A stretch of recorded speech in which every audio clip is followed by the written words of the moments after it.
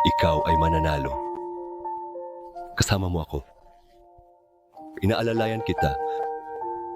Huwag kang matakot na magbabago ang aking pangako.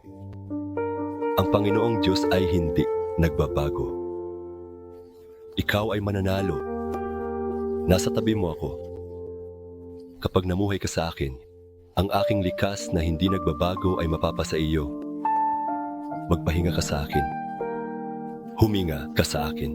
Kahit na ang maliliit na pagkabahala ay gumambala sa kapayapaan ng iyong puso kapag sumiklab ang galit o kapag ang takot ay pumipigil sa iyong mga likas na damdamin, sikapin mong alalahanin na ang Panginoong Diyos ay kasama mo.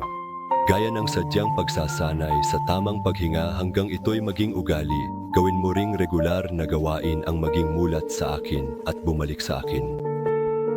Ito rin ay magiging isang ugali, lalago ang iyong kamalayan at ang ganap na kapayapaan at pagkakaisa ay mapapasa iyo rin sa huli. Ang buhay ay isang pagsasanay. Tandaan mo na tanging yaong may malaking potensyal lamang ang binibigyan ng mas matindi at mas mahigpit na pagsasanay. Ikaw ay magiging isang natatanging kasangkapan, isang gamit na may kakaibang layunin na nagpapahayag sa akin sa pamamagitan ng iyong mga salita, kilos at pagkatao.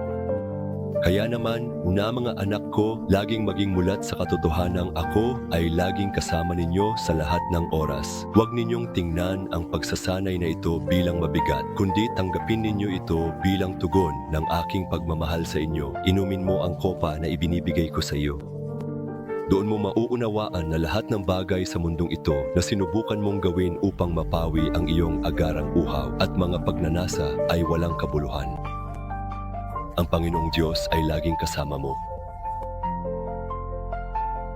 Ikaw ay mananalo.